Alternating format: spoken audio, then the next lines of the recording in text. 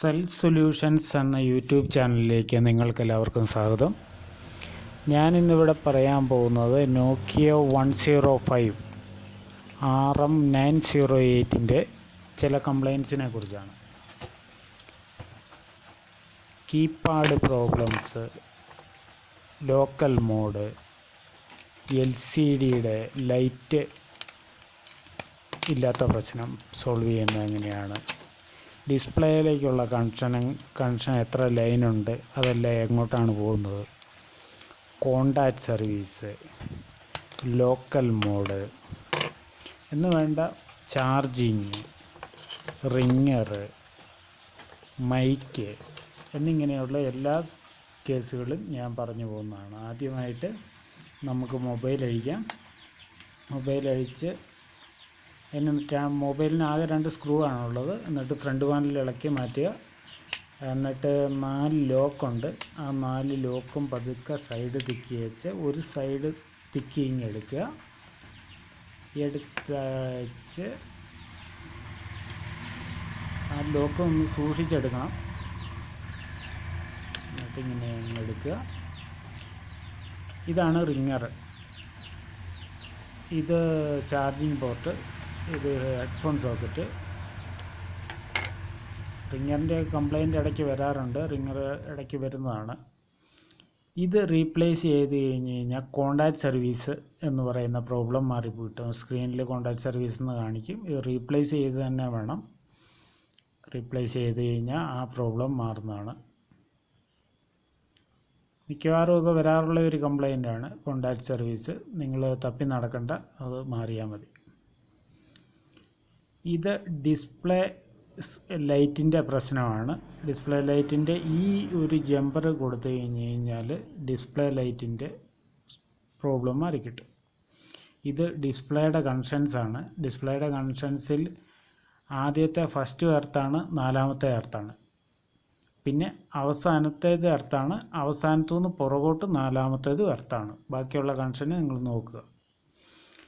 ഇത് BLC കണക്ഷനാണ്. ഇതിൻ്റെ പ്രശ്നം കൊണ്ട് ലോക്കൽ മോഡൊക്കെ വരാറുണ്ട്. അപ്പോൾ ഇത് ലോക്കൽ മോഡ് വന്നു കഴിഞ്ഞാൽ ഈ നടുക്കത്തെ ലൈനൊന്ന് ചെക്ക് ചെയ്യുക, അങ്ങോട്ടാണോ പോകുന്നതെന്ന്. ഇത് കറക്റ്റായിട്ടല്ലെന്നൊരിൽ ഈ പറഞ്ഞ പ്രശ്നം വരാറുണ്ട്. ഇതൊന്ന് ചെക്ക് ചെയ്ത് കഴിഞ്ഞ് കഴിഞ്ഞാൽ തന്നെ നിങ്ങൾക്ക് കംപ്ലൈൻറ്റ് കിട്ടുന്നതാണ്. അടുത്തായിട്ട് പറയുന്നത് ഈ മെനു കീ വർക്ക് ചെയ്യാത്ത ഒരു പ്രോബ്ലമാണ്. ആ മെനു കീക്ക് ഒരു ജമ്പറുണ്ട്. ആ കണക്ഷൻ ബ്രേക്ക് ആയതുകൊണ്ടാണ് ശരിക്കും അത് മെനു വർക്ക് ചെയ്യാത്തത്. അപ്പോൾ ഈ ജമ്പർ കറക്റ്റായിട്ട് അങ്ങ് കൊടുത്തു കഴിഞ്ഞ് കഴിഞ്ഞാൽ മെനു കീ വർക്ക് ചെയ്തോളും. നിങ്ങൾക്ക് ആ പ്രോബ്ലം മാറിക്കിട്ടും. സിം ട്രേയുടെ കണക്ഷനാണ്. സിം ട്രേക്ക് എല്ലാ സിം ട്രേക്കും തന്നെ ഈ പറയുന്ന 6 കണക്ഷനാണ്. അതിലൊന്ന് ഗ്രൗണ്ട് ആയിരിക്കും, ബാക്കിയുള്ള കണക്ഷനെല്ലാം ഒരെണ്ണം നോ കണക്ഷനും ആയിരിക്കും. ബാക്കിയുള്ള കണക്ഷനെല്ലാം ഇവിടെ കൊടുത്തിട്ടുണ്ട്. ആ കണക്ഷനെല്ലാം കറക്റ്റ് ആണെന്ന് നോക്കുക. അത് കറക്റ്റ് ആണെങ്കിൽ സിമ്മ് കറക്റ്റായിട്ട് വർക്ക് ചെയ്തോളൂ. അടുത്തതായിട്ട് LCD ലൈറ്റിൻ്റെ വേറൊരു സൊല്യൂഷനാണ്. ഇതും ഒന്ന് നോക്കിക്കോളുക. ഈ ഡിസ്പ്ലേയിലേക്ക് ചെന്ന് കയറുന്ന 2 ലൈനുകളാണ്. ഒന്ന് നെഗറ്റീവും ഒന്ന് പോസിറ്റീവുമാണ്. ആ നെഗറ്റീവ് ലൈന് എവിടെയെങ്കിലും എർത്തേലേക്ക് കൊടുത്താൽ മതി. പിന്നെ പോസിറ്റീവ് ലൈന് കറക്റ്റായിട്ട് എടുത്ത് കൊടുത്താൽ മതി. പിന്നെ മൈക്ക് സാധാരണ ഇതിന് വരുന്നത് ബോർഡിൽ പ്രിൻ്റഡ് ആയിട്ടുള്ള മൈക്കാണ്. അത് നമുക്ക് സാധാരണ മൈക്കും കൊടുക്കാം. സാധാരണ മൈക്ക് കൊടുക്കുമ്പോൾ ഉള്ള കണക്ഷൻ പോകുന്നത് എങ്ങോട്ടാണെന്ന് നിങ്ങൾ ആരോ മാർക്ക് ശ്രദ്ധിച്ചാൽ നിങ്ങൾക്ക് മനസ്സിലാകും. മൈക്ക് സിമ്പിളായിട്ടുള്ള ഒരു കംപ്ലൈൻ്റ് ആണ്. ഇടയ്ക്കിടയ്ക്ക് മൈക്ക് കംപ്ലൈൻ്റ് ആകാറുണ്ട് ഈ മോഡലിന്. ചാർജിങ്ങിൻ്റെ ലൈനാണ്. ചാർജിങ്ങിൽ ഒരെണ്ണം എർത്താണ്, ഒരെണ്ണം പോസിറ്റീവ് നേരെ പോകുന്നത് ഈ ഫ്യൂസിലേക്കാണ്. അതിൻ്റെ മുകളിലിരിക്കുന്ന 4 കാലുള്ള കട്ട ചില സമയത്തൊക്കെ ഷോർട്ട് അയച്ച് ഈ 2 പോളും ഷോർട്ട് കാണിക്കാറുണ്ട്. അങ്ങനെയുണ്ടെന്നൊരു ആ കട്ട റിമൂവ് ചെയ്താൽ മതി.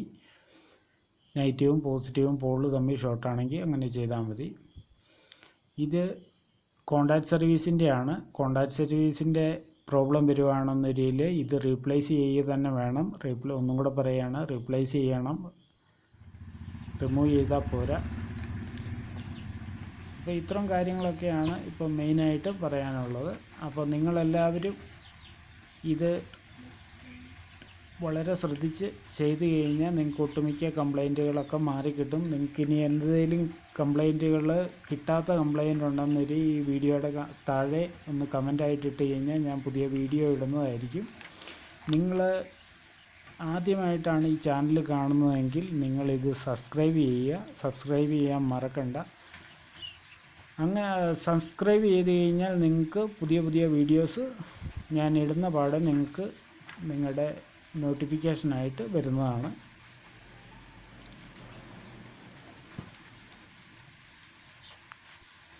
ഏതൊരു മൊബൈലാണെങ്കിലും നമ്മൾ അഴിക്കുമ്പോഴും പൂട്ടുമ്പോഴും വളരെയേറെ ശ്രദ്ധിക്കണം. നമുക്ക് മൊബൈൽ പൂട്ടാം. മൊബൈൽ പൂട്ടാനായിട്ട് പതുക്കെ ആ ബോർഡ് വെച്ച് 4 സൈഡിൽ ആ ലോക്കിനുള്ളിലേക്ക് പ്രസ് ചെയ്ത് വയ്ക്കുക. നല്ലപോലെ പ്രസ് ചെയ്തിരുന്നില്ലെന്നൊരു റിങ്ങറൊന്നും വർക്ക് ചെയ്യില്ല. പൊതുവെ റിങ്ങർ വർക്ക് ചെയ്യാത്ത കംപ്ലൈൻറ്റ് റിങ്ങർ പോയതായിരിക്കും, അല്ലെങ്കിൽ ആ 2 കോണ്ടാക്ട്സിൽ ക്ലാവ് പിടിച്ചിട്ടോ ഒക്കെ ഉണ്ടാകും. അത് നിങ്ങൾ അഴിച്ച് നോക്കി വളരെ ശ്രദ്ധിച്ച് തന്നെ. ഒരു മൊബൈൽ അഴിച്ച് കഴിഞ്ഞാൽ നമ്മൾ മാക്സിമം ഒരു 10 മിനിറ്റേലും അത് ശ്രദ്ധിച്ചേച്ച് മാത്രം, വളരെ ഓരോ കമ്പോണൻസും ശ്രദ്ധിച്ചേച്ച് മാത്രം, വല്ല വാട്ടർ ഡാമേജ് ഉണ്ടോ, എവിടെയെങ്കിലും കത്തിപ്പുണ്ടോ എല്ലാം നോക്കിയതിന് ശേഷം മാത്രമേ നമ്മൾ റിപ്പയർ ചെയ്യാൻ തുടങ്ങാവൂ. ഈ നോക്കുമ്പോൾ തന്നെ പകുതി കംപ്ലൈൻറ്റ് നമുക്ക് കിട്ടും. അതാണ് എൻ്റെ അനുഭവം എന്നെ പഠിപ്പിച്ചിട്ടുള്ളത്.